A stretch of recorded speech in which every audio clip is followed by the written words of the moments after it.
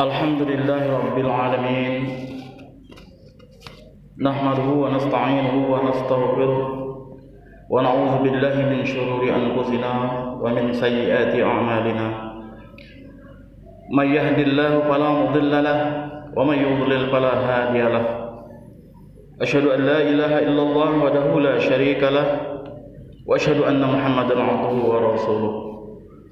Ya ayuhan nas, usikum wa iyaya bitaqwallah faqad fazal muttaqun. Qala ta'ala, ya ayyuhalladzina amanu taqullaha haqqa tuqatih wa la tamutunna illa wa antum muslimun. Wa qala ta'ala, ya ayyuhan nasu taqu rabbakum alladzi khalaqakum min nafsin wahidah wa khalaqa minha zawjaha wa batha minhuma rijalan katsiran wa nisaa'a. Wattaqullaha allazi tasaaluna bihi wal arham innallaha kana 'alaikum raqiba. Ya ayyuhalladzina amanu ittaqullaha wa qulu qawlan sadida yuslih lakum a'malakum wa yaghfir lakum dhunubakum wa may yuti'illahu wa rasulahu faqad faza fawzan 'azima. Amma ba'd, fa inna asdaqal hadits kitabullah wa khairul hadi hadiyullah hadi Muhammadin sallallahu alaihi wasallam wa syarrul umuri muhdatsatuha wa kullu muhdatsatin bid'ah wa kullu bid'atin dhalalah wa kullu dhalalatin finnar. Allahumma salli wa sallim ala nabiyyina Muhammadin wa ala alihi wa sahbihi wa man tabi'ahum bi ihsanin ila yaumil qiyamah. Jamaah Jumat rahimakumullah, puji syukur kita panjatkan kehadirat Allah Subhanahu wa taala, di mana alhamdulillah pada hari ini, pada saat ini kita sama-sama bisa menunaikan salah satu perintahnya, yaitu salat Jumat.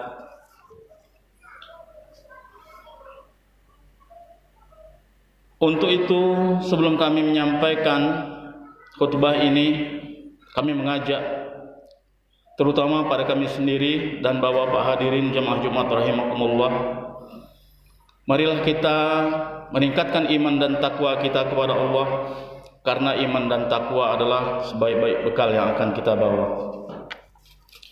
Bapak-bapak para hadirin rahimakumullah, khutbah pada siang hari ini judulnya adalah penyesalan Sya'ban. Saat ini insyaallah kita berada pada 3 Sya'ban 1444 Hijriah. Namun Sya'ban yang akan kami sampaikan di sini bukanlah Sya'ban bulan dalam kalender Hijriah. Tapi Sya'ban yang akan kami ceritakan ini adalah tentang salah seorang sahabat Rasulullah sallallahu alaihi wasallam. Jadi kebetulan namanya sama. Bapak jemaah Jumat rahimakumullah, Rasulullah punya seorang sahabat yang bernama Sya'ban. Sahabat yang bernama Sya'ban ini unik. Keunikannya adalah beliau selalu datang lebih awal setiap sholat berjamaah di masjid.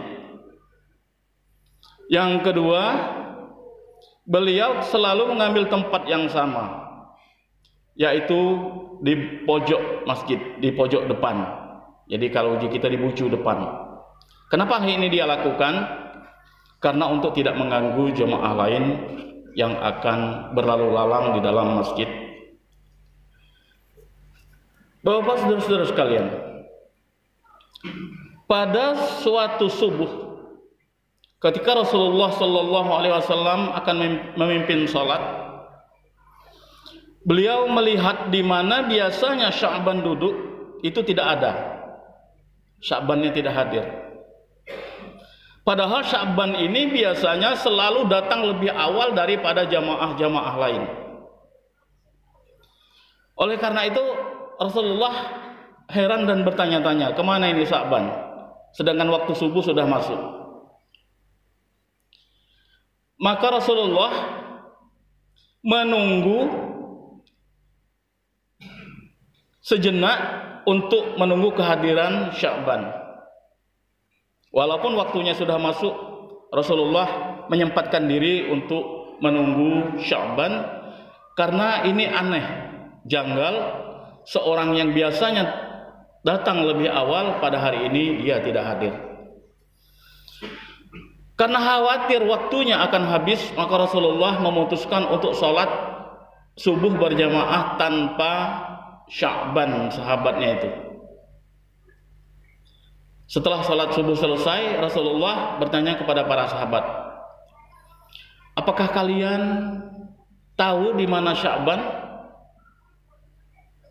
Tidak ada yang menjawab. Apakah kalian tahu di mana rumah Sya'ban? Maka ada salah seorang sahabat itu mengatakan, saya ya Rasulullah. Kalau begitu, kata Rasulullah, mari kita sama-sama pergi ke rumah Sya'ban. Kenapa dia tidak hadir pada kesempatan ini? Maka berjalanlah Rasulullah bersama para sahabat ke rumah sahabat yang bernamanya Sya'ban. Bapak-bapak, saudara-saudara sekalian, perjalanan dari masjid Rasulullah itu ke rumah Sya'ban itu ternyata kalau dikonversi sekarang kira-kira 3 jam perjalanan dengan berjalan kaki. 3 jam perjalanan. Sesampainya di rumah Sya'ban, Rasulullah mengucap salam dan keluarlah seorang wanita. Apakah benar ini rumahnya Sya'ban? Kata Rasulullah.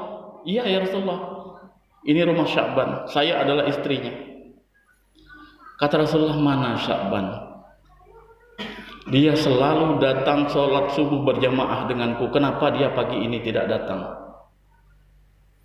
Maka dengan berlinang air mata, istri Sya'ban ini mengatakan, ya Rasulullah, sahabatmu yang bernama Sya'ban, suami saya itu telah meninggal dunia pagi tadi.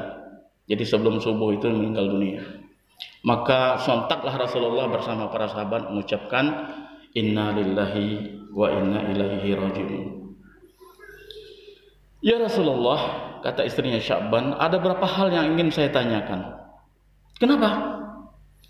Sebelum dia menghembuskan napas terakhir, ada 3, dia berteriak dengan 3 kalimat. Apa kata Rasulullah? Teriakan pertama, aduh kenapa tidak jauh. Teriakan yang kedua, aduh kenapa tidak baru. Teriakan yang ketiga, aduh kenapa tidak semuanya. Jadi itu yang diucapkan oleh Sya'ban. Iya ya Rasulullah. Bapak-bapak, saudara-saudara sekalian, maka Rasulullah Shallallahu Alaihi Wasallam menukilkan sebuah ayat di dalam surat Qaf ayat 22. Laqad kunta fi ghaflatin min hadza fakashafna anka ghita'aka fabasharuka al-yawma hadid. Kata Rasulullah, sesungguhnya kamu berada dalam keadaan, kata Allah ini cuma disampaikan oleh Rasulullah, sesungguhnya kamu berada dalam keadaan lalai dari hal ini, maka kami singkapkan hijab darimu yang menutupi matamu, maka penglihatanmu pada hari itu amat tajam.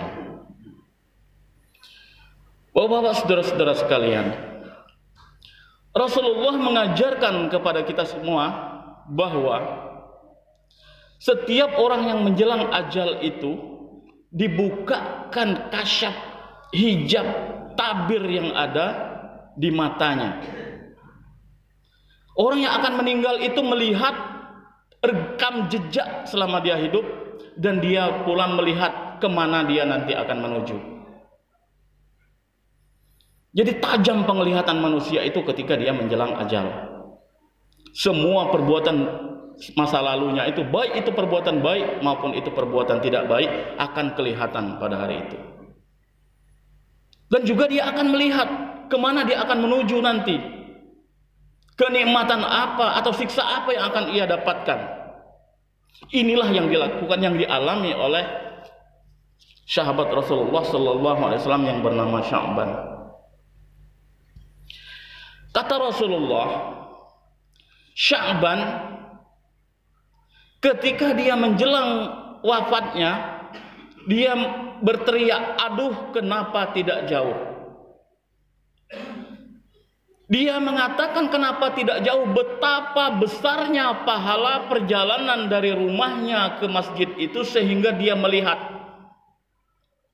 betapa agungnya, betapa mulianya, betapa besarnya balasan dari Allah untuk orang yang pergi ke masjid, walaupun rumah Sya'ban ini perjalanan 3 jam berjalan kaki ke masjid.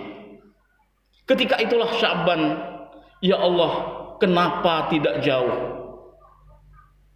Kenapa rumahku hanya bisa ditempuh dalam waktu 3 jam? Kenapa tidak 4 jam? Kenapa tidak 5 jam? Saking besarnya pahala orang yang datang berjamaah ke masjid. Yang kedua, kata Rasulullah, dia mengatakan kenapa tidak baru? Pernah pada suatu pagi saat ia hendak sholat subuh, ketika ia keluar dari pintu, Sya'ban ini balik lagi masuk ke rumah. Kenapa? Karena udara di luar teramat sangat dingin, sehingga dinginnya itu menusuk sampai ke tulang.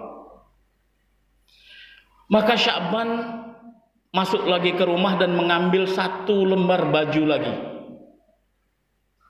Yang dipakainya itu baju baru, kemudian dia ngambil lagi 1 baju yang sudah buruk, yang sudah jelek, dipakainya untuk ke masjid, untuk mengurangi dingin yang luar biasa. Ketika dia berjalan menuju masjid, tiba-tiba di perjalanan dia menemukan seorang yang hampir sekarat karena kedinginan. Maka Sya'ban melepas bajunya, salah satu bajunya itu diberikan kepada orang yang kedinginan tadi. Sayangnya yang dia berikan waktu itu adalah baju yang luar, baju yang lama, bukan baju baru yang sedang dipakai. Maka dibimbingnya lah orang itu, dan selamatlah orang itu dari kematian. Akhirnya mereka sama-sama sholat subuh berjamaah di masjid. Ya Allah, seandainya waktu itu, kata Sya'ban, aku memberikan yang baru, alangkah besarnya pahala yang akan saya terima, ya Allah.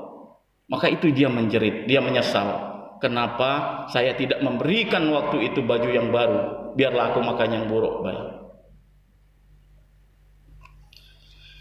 Yang ketiga, Bapak-bapak, saudara-saudara sekalian, kata Rasulullah, kenapa tidak semuanya?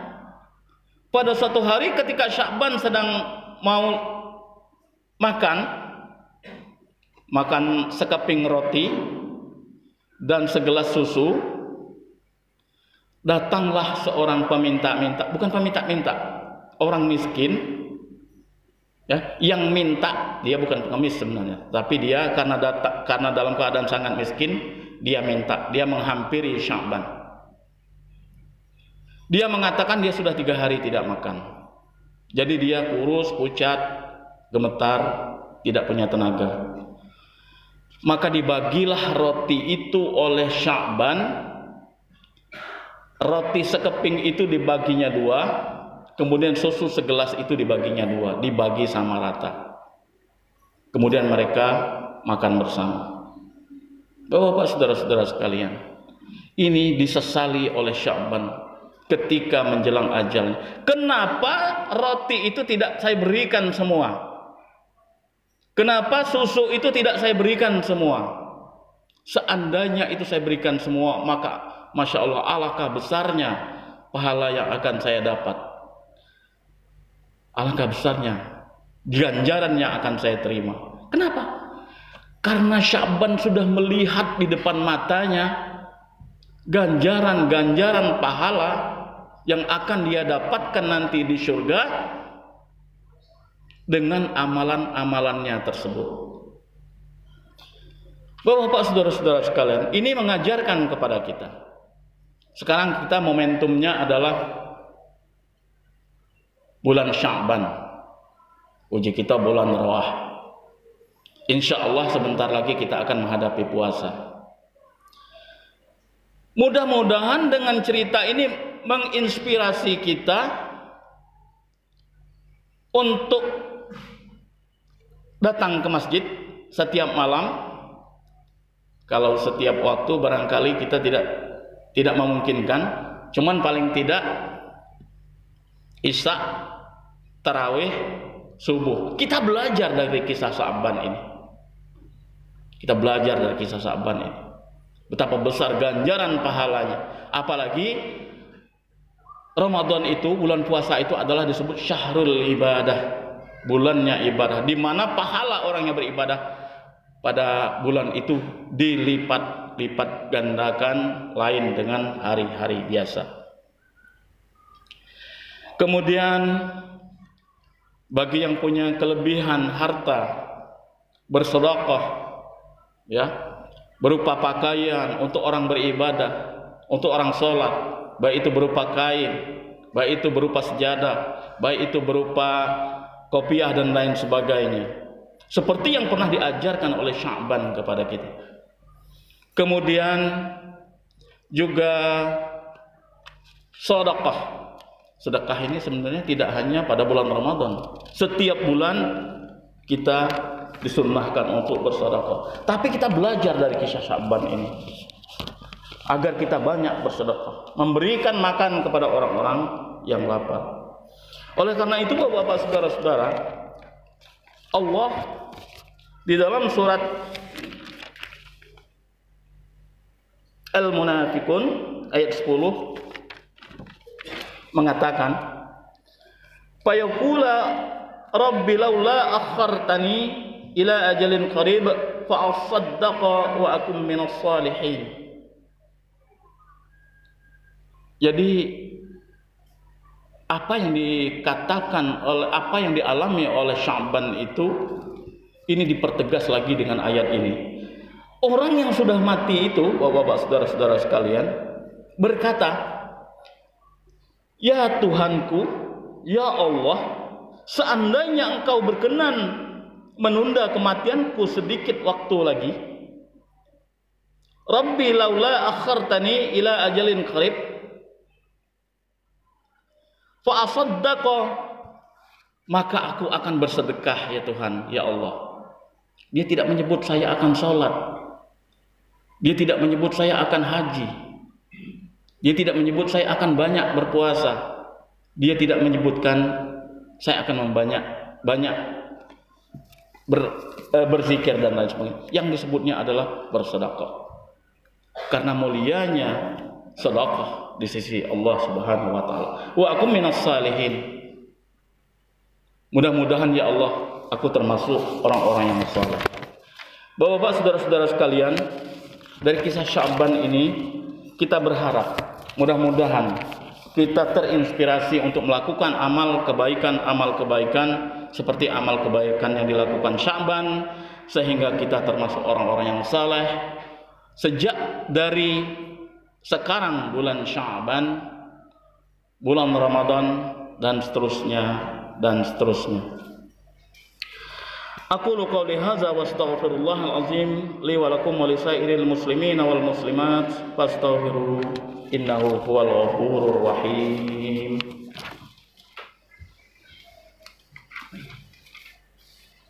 Allahumma shalli ala sayyidina Muhammad wa ala ali sayyidina Muhammad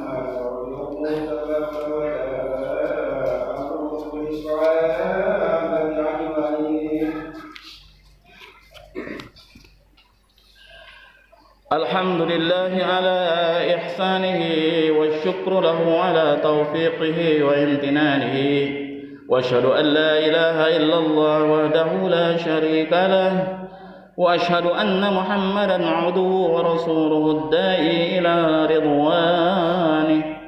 Allahumma salli ala Muhammad wa ala alihi wa ashabihi wa sallim tasliman katsira.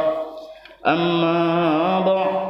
فيا أيها الناس اتقوا الله فيما أمر وانتهوا عما نهى واعلموا أن الله أمركم بأمر بدأ فيه بنفسه وثنى بملائكته بقدسه وقال تعالى إن الله وملائكته يصلون على النبي يا أيها الذين آمنوا صلوا عليه وسلموا تسليما اللهم صل على محمد صلى الله عليه وسلم وعلى آل محمد وعلى أنبيائك ورسلك وملائكته المقربين وارض اللهم عن الخلفاء الراشدين أبي بكر وعمر وعثمان وعلي وعن بقية الصحابة والتابعين وتابع التابعين لهم بإحسان إلى يوم الدين وارض عنا معهم برحمتك يا أرحم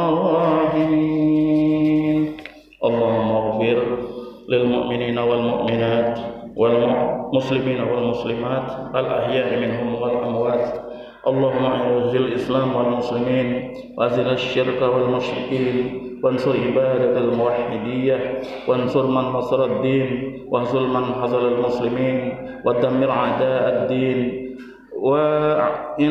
وأعلي كلمتك إلى يوم الدين اللهم ادفع عنا البلاء والوباء والزلازل والمحن وسوء الفتنة ما ظهر منها وما بطن عن بلدنا إندونيسيا خاصة وسائر بلدان المسلمين عامة يا رب العالمين ربنا آتنا في الدنيا حسنة وفي الآخرة حسنة وقنا عذاب النار ربنا ظلمنا أنفسنا وإن لم تغفر لنا وترحمنا